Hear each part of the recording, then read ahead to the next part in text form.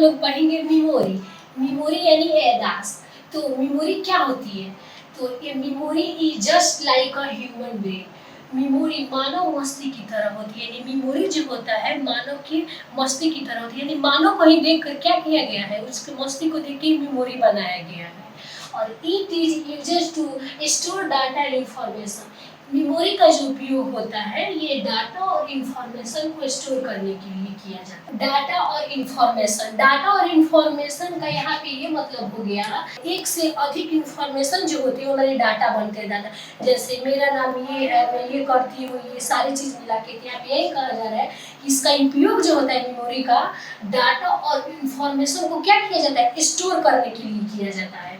ये memory is the storage space in computer where data is to be processed and information required for processing in storage। यानी ये memory जो computer में क्या है, memory जो होती है हमारे कंप्यूटर में स्टोरेज स्थान है, स्टोर करने की स्थान है, जहाँ डाटा को प्रोसेस किया जाता है और फिर कभी प्रोसेस के लिए उसको क्या किया जाता है, स्टोर करके रखा जाता है। अब हम लोग पढ़ेंगे मेमोरी के पार्ट। जो हमारे मेमोरी के जो पार्ट वो दो प्रकार के होते हैं, दो प्रकार के मेमोरी के पार्ट होते हैं, और काम के आधार पे हमारे तीन प्रकार की मेमोरी आ जाएंगी, जिसमें कैश मेमोरी आ जाते हैं। ठीक है, ये कैश मेमोरी जो होती है ये भी इंटरनल ही होते हैं प्राइमरी मेमोरी की तरह, और जो हमारे सेकेंडरी मेमोरी होते हैं एक्सटर्नल होते हैं। प्राइमरी मेमोरी जो होते हैं इसको मेन मेमोरी भी बोला जाता है और सेंट्रल मेमोरी भी बोला जाता है। प्राइमरी हमारी मेमोरी को दो भागों में बांटा गया है, रैम और रोम। और रैम का जो कार्य होता है ये दो तरह से होता है, वोलेटाइल और नॉन वोलेटाइल। वोलेटाइल मतलब हमारा वो ये जो उड़ गया, जैसे S RAM, D RAM. Non volatile मतलब जो नहीं उड़ता है, जो उसमें रह जाता है, वो एनबी रैम हो जाएगा, बी रैम हो जाएगा और एफ रैम हो जाएगा। रोम जो होता है, रोम में हमारा वीडियो जो भी होता है, फोटो, ये हमारे रोम में रहते हैं। तो ये रोम के चार पार्ट हो गए, एम रोम, पी रोम और ईपी रोम और डबल ईपी रोम। अब हम आप लोगों को बताते हैं जैसे इन लोगों का कार्य कैसे होता है। यहाँ पे जो होता है, यहाँ पे देख सकते हैं,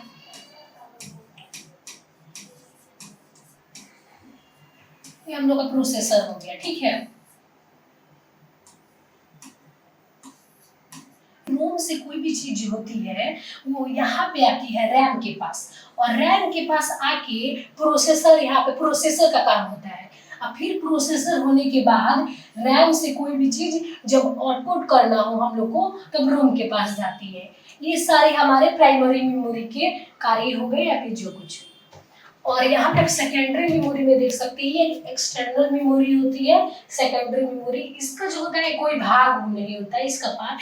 ये सारे एग्जाम्पल है सेकेंडरी मेमोरी की, जो क्या करते हैं हम लोग इसको बाहर से लगाते हैं।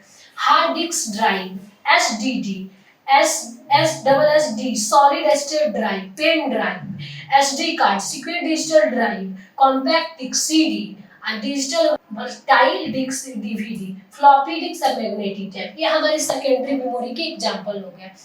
और जो हमारे कैश मेमोरी होता है, जो काम के आधार पे ये कैश मेमोरी के लिए, ऐसे तो हमारे दो प्रकार होते हैं मेमोरी के, ये भी इंटरनल होता है। जो कोई भी कार्य जब होता है ना हम लोग कंप्यूटर में बार बार हमको इनपुट देना पड़ता है, बार बार इनपुट देना पड़ता है। तो कैश मेमोरी क्या कर लेता है, इसको अपने पास कुछ स्टोर करके रख लेता है। यही काम हमारे कैश मेमोरी के होता है। Okay, thank you.